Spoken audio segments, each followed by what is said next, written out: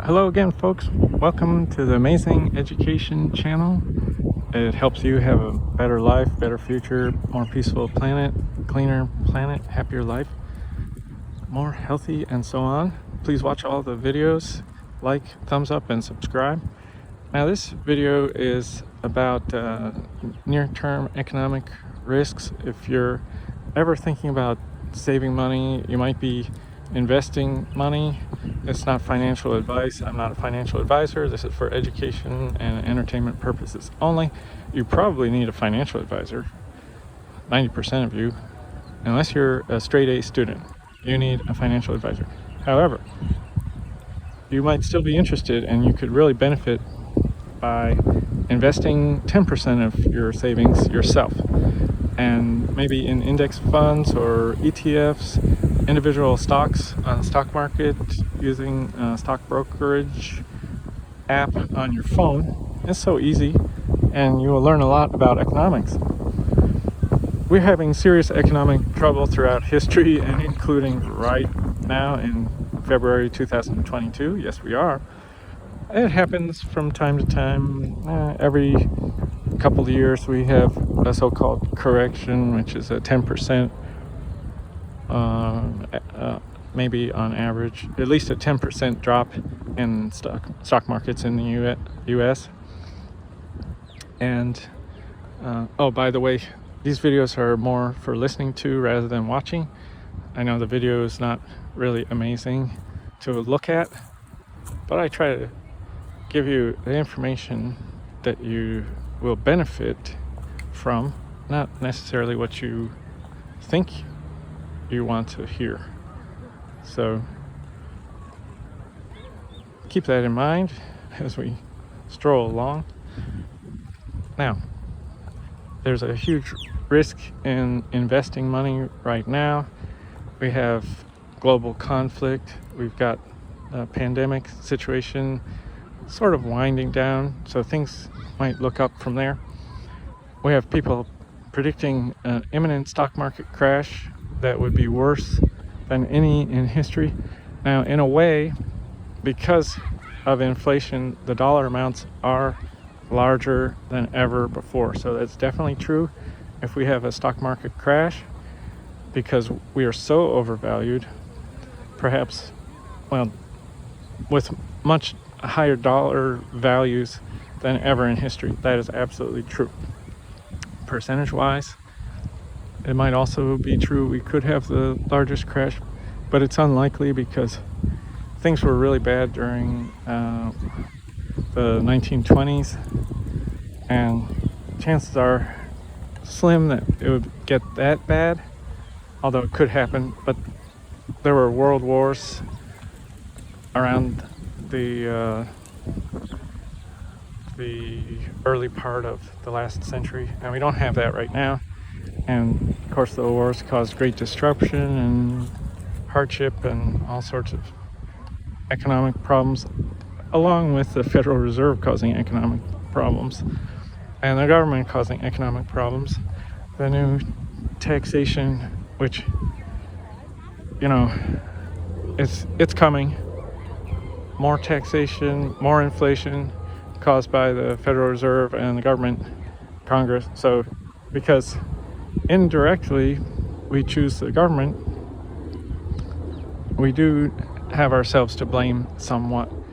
Now, so I said people are predicting a crash, stock market crash, and we could have that, but we also could just have about 4 or 5 years of nothing much, things just going up and down and not really an improvement in stock prices, because we're so overvalued that to correct this we would just need higher earnings.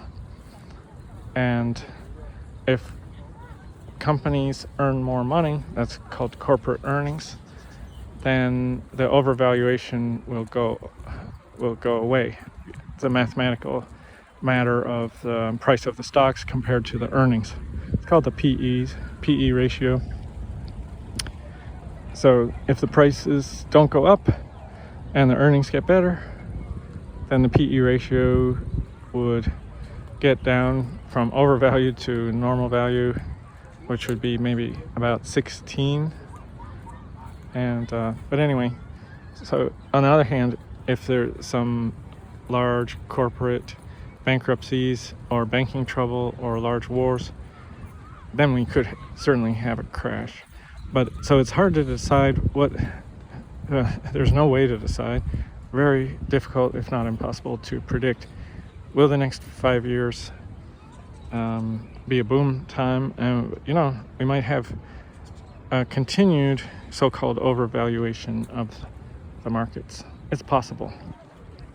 If there's nothing better to invest in and people don't need the money, they don't need to spend the money, that's a big if, then we might not have a crash and stock values could keep going up. But historically, it doesn't look like that would happen. If you base it on history, chances are stock prices will come down at least 60%, or earnings will rise over the next 5 years, so that pretty much the stock prices won't do very much, going up and down, but not much higher in the next 4 or 5 years. So even though people are saying, watch out for the crash, take out all your money now, and only if you find something better to do with the money, or if you need the money in the next 4 or 5 years, that's a good idea. They're saying invest in energy stocks. That might be a good idea because we're going to need more electricity. So electric utilities could be a wonderful idea if they're not already too expensive. So then you got to figure that out. So do your own research. But as I said, you really probably need a financial advisor, 90% of you. And with the rest of you, just play with 10% of money that you wouldn't mind losing all. And as I said, so, people are talking about an imminent market crash, but they do this every year. So you'll see videos. When there's bad expectations ahead, that's when you'll start to see more of these news stories and more videos saying, watch out for the crash. And what does that do? It induces some people to sell their stocks, and it makes prices better for people who want to buy. So wealthy people or media people who have money they want to invest, they would like to encourage correction or bear market, which is like 20% or more, on average 30% drop in the prices of stocks indexes. They would like to encourage this. Why would they want the prices to come down? Because if they have extra money, they want to invest. That's why. So you can be fooled or not fooled, up to you.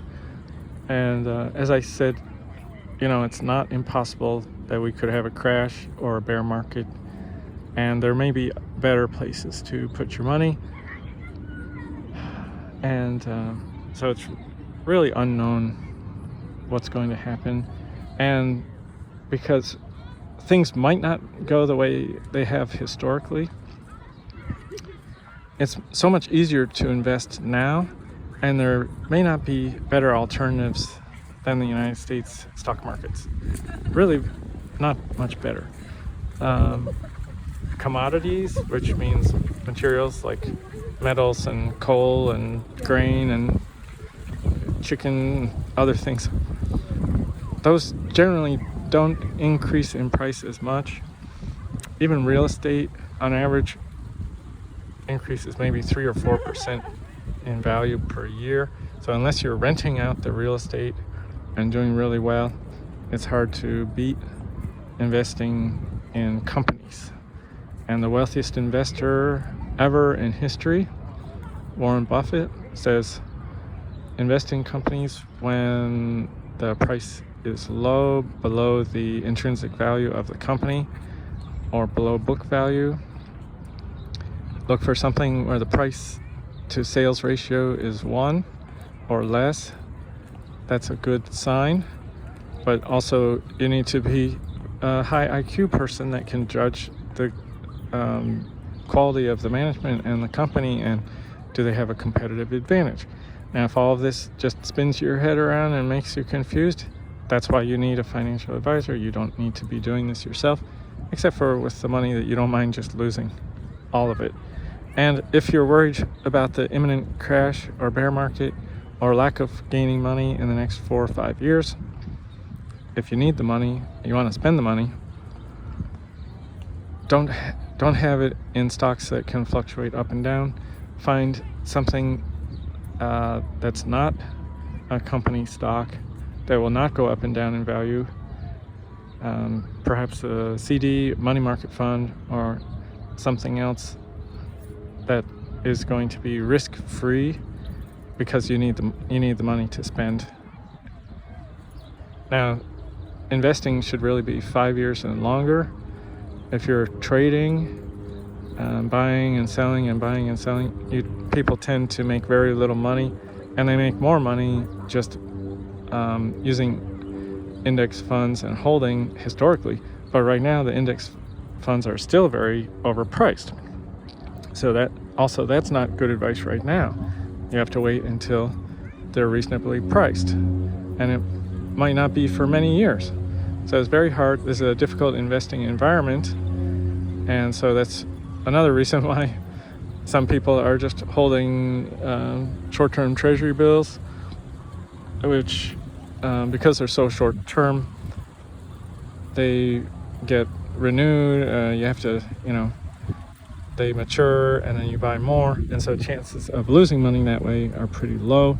But even cash is a little bit more secure, except for we have inflation of maybe 6 or more % per year. So holding cash is losing its value, and it's pushing people into buying stocks and other things instead. So don't hold cash for long periods of time. It's losing its purchasing value. And silver also fluctuates, gold fluctuates, platinum and other precious metals. Artwork might be a good idea if you're wealthy and you're good at making decisions and you're high IQ, but you don't need to listen to a YouTuber to make those kind of decisions if you're wealthy and if you're high IQ. So, but anyway, there are other things. Owning a business is really the best way to make money, but it's a very active thing, and it's very, very risky. So anyway, good luck. Try to enjoy life. If you have poor health or you're older, maybe you should spend some of the money and enjoy it, but don't spend too much that you ruin your future retirement. And so anyway, many things to think about, and good luck. But as I said, a crash is not guaranteed, and there are reasons why people want you to think that we're going to have a stock market crash. Now, they could be right, but there's no guarantee they're right, and there's a big motivation to keep the stock prices low by scaring everybody. And so a wealthy would like a crash. Why would they like a crash? As I said, to buy things when they're on sale because the price is so low. Now, poor people who tend to spend as much money as they earn and spend all their money down to the point where they have next to no savings, maybe the majority of people in the world.